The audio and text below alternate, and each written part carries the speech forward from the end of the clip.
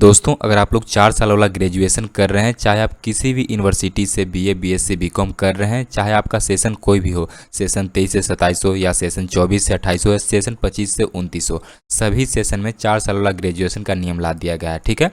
और 4 साल में टोटल 8 सेमेस्टर होता है। सेमेस्टर 1, 2, 3, 4, 5, 6, 7, 8 टोटल 8 सेमेस्टर होता है। और एक सेमेस्टर में आप लोग का 2 बार एग्जाम होता है। ठीक है।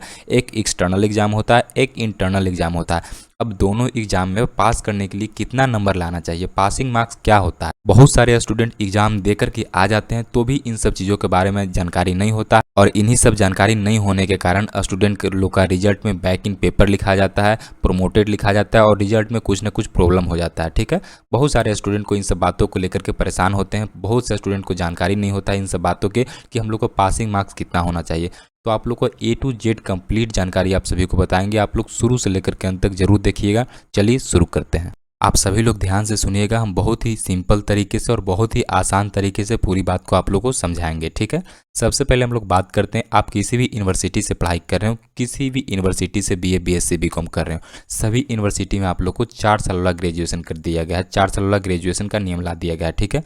अब 4 साल में कितना ठो सेमेस्टर होता है, तो 4 साल में टोटल 8 सेमेस्टर होता है। ठीक है। Semester 1, semester 2, semester 3, semester 4, semester 5, semester 6, semester 7, semester 8 total 8 semester होता है। उसके बाद आप लोग जो सब्जेक्ट का चुनाव किए होंगे ग्रेजुएशन में, तो सबसे पहले आप लोग मेजर कोर्सेज का यहाँ पे चुनाव किए होंगे। एमजेसी जिसको बोला जाता है मेजर कोर्सेज, मतलब कि जो भी ऑनर्स सब्जेक्ट लेकर के पढ़ाई करना चाहते हैं उसको मेजर कोर्सेज बोला जाता है। ठीक है। उसके बाद यहाँ पे आता है एमआईसी। एमआईसी मतलब होता है कि माइनर कोर्सेज। ये दो ठो आप लोग का जो दिख रहा है एमजेसी और एमआईसी, ये आप लोग का कभी भी साथ नहीं छोड़ेगा। ये आप लोग को फर्स्ट सेमेस्टर से लेकर के 8 सेमेस्टर तक आप लोग का हमेशा यही रहेगा। ये सब्जेक्ट कभी भी नहीं चेंज होता। मान लीजिए कोई स्टूडेंट एमजेसी में मैथ लिए हैं और एमआईसी में फिजिक्स लिए हैं, तो ये आप लोग का कभी भी चेंज नहीं होगा।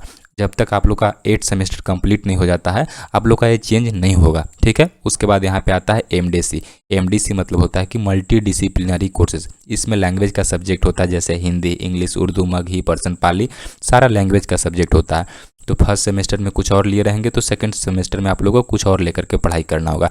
तो हर सेमेस्टर में यहाँ पे एमडीसी आपका चेंज होते रहेगा। समझ में आ गया।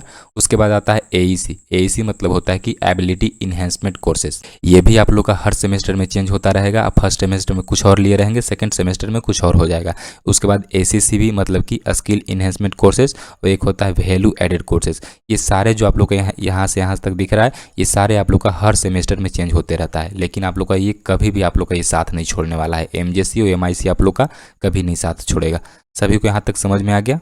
ठीक है। अब आगे हम लोग बात करते हैं कि आप लोग का जो एग्ज़ाम होता है, आप लोग का कोई भी सेमेस्टर में, फर्स्ट सेमेस्टर या सेकंड सेमेस्टर, सभी सेमेस्टर में जो आप लोग का एग्ज़ाम होता है, 2 तरीके से एग्ज़ाम होता है। ठीक है।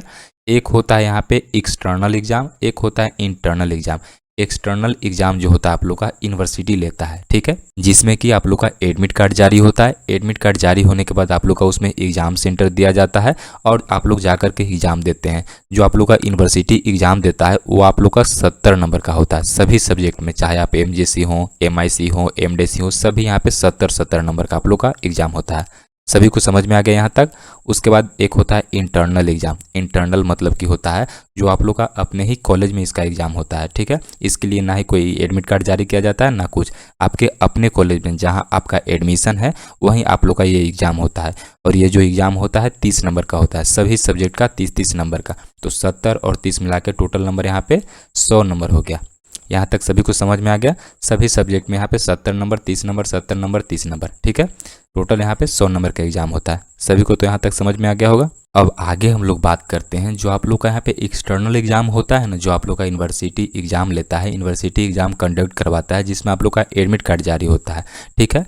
तो ये टोटल यहाँ पे 70 नंबर का एग्जाम होता है। तो इसमें पास करने के लिए हम लोग को कितना नंबर चाहिए, तो देखिए 70 का 45% आप लोग को अंक लाना ही लाना है। तो 70 का 45% आप लोग निकालेंगे ना, तो आएगा आप लोग का 31.5, मतलब कि आप लोग 32 मान सकते हैं इसको। मतलब कि 70 में आप लोग को 31.5 नंबर आप लोग को लाना ही लाना होगा। 31.5 से एक नंबर भी आप लोग का कम होगा तो आप लोग को उसमें आप लोग को लिख देगा बैक इन पेपर।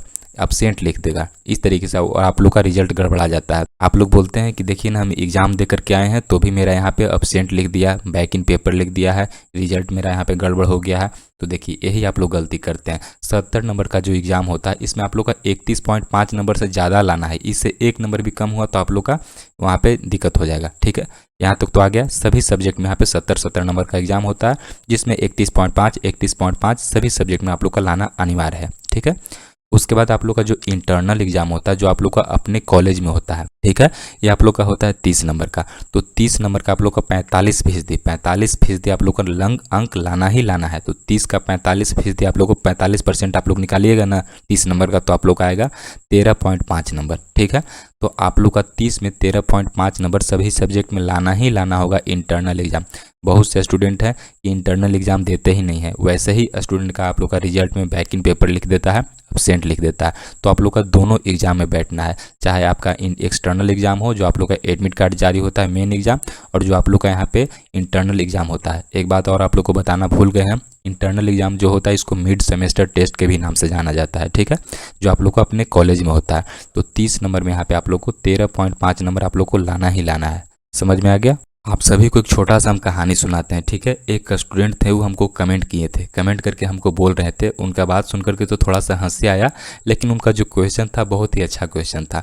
वो कहे ना कि भैया से देखिए ना, मान लीजिए हम यहाँ पे टोटल हम लोग का यहाँ पे देखिए एक्सटर्नल एग्जाम हम जा करके दिए, ठीक है, और 70 में मान के चलिए हम 60 नंबर ला दिए हैं, 60 नंबर ला दिए हैं।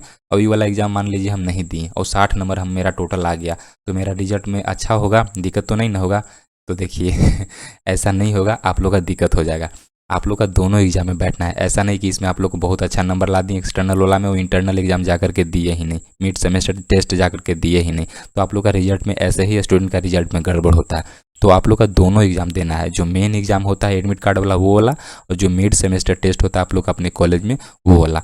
और दोनों में आप लोग का, इसमें 70 में आप लोग का 31.5 होना चाहिए और इसमें 30 में 13.5 होना चाहिए।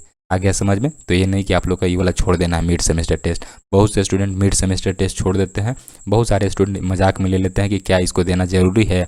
समझ ही नहीं आता है कि हाँ, बस वो लोग समझते हैं कि बस हमारा जो फाइनल एग्ज़ाम होता है, जो जिसमें एडमिट कार्ड जारी होता है, वही हम लोग का फाइनल एग्ज़ाम, वही मेन एग्ज़ाम होता है, और बस इसी को खाली देने के लिए जाते हैं, इसको देते ही नहीं है। तो ऐसे में आप लोग का ऐसे ही स्टूडेंट का रिजल्ट में गड़बड़ी होता है।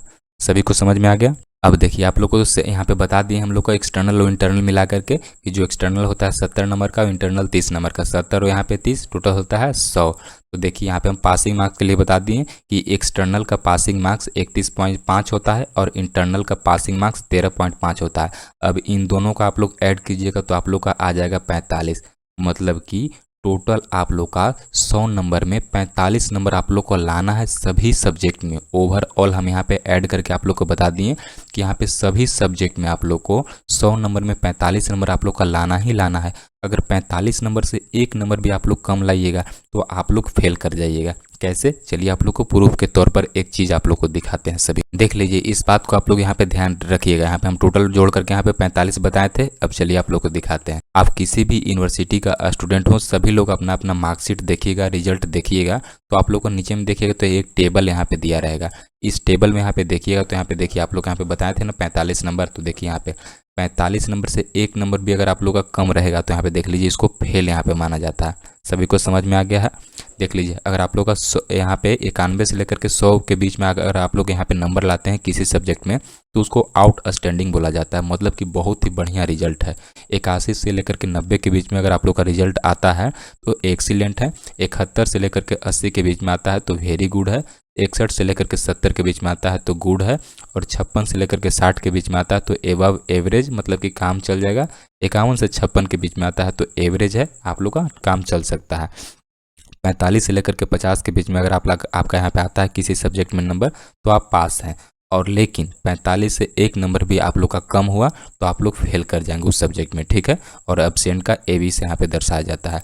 तो आप लोग को वही बात हम समझा रहे थे कि 45 से एक नंबर भी यहाँ पे कम हुआ तो आप लोग फेल कर जाएंगे यहाँ पे, उसका यहाँ पे F लिखा जाएगा। देख लीजिए, उसी बात को हम यहाँ पे समझाने का प्रयास किए हैं। लेकिन ये बात भी आप लोग का सभी को ध्यान में रखना है। ओवरऑल तो आप लोग का 45 नंबर लाना ही है, लेकिन दोनों एग्ज़ाम में आप सभी को बैठना है, दोनों में से एक भी एग्ज़ाम आप लोग को छूटना नहीं चाहिए। जो आप लोग का एडमिट कार्ड जारी होता है, मेन वाला एग्ज़ाम जिसको एक्सटर्नल एग्ज़ाम बोला जाता है, और जो आप लोग का मिड सेमेस्टर टेस्ट होता है जो आप लोग का अपने कॉलेज में होता है वो 30 नंबर का, वो भी आप लोग को जा कर के देना है। और यहाँ पे 70 में आप लोग का 31.5 लाना है और 30 में 13.5 लाना है। कम से कम इतना लाना है, इतना से कम नहीं लाना है, इतना से बेसी ही लाना है। कोशिश कीजिए कि यहाँ पे 70 में आप लोग का 60 है, 65 है, 30 में आप लोग का कम से कम 18, 20, 22 कम से कम है। ठीक है, सभी को समझ में आ गया? तो दोस्तों इस वीडियो में इतना ही। अगर आपके मन में किसी प्रकार का कोई डाउट हो, कोई क्वेश्चन हो, तो आप लोग कमेंट के माध्यम से पूछ सकते हैं। और मिलते हैं किसी एक नए वीडियो में एक नई जानकारी के साथ। Thank you.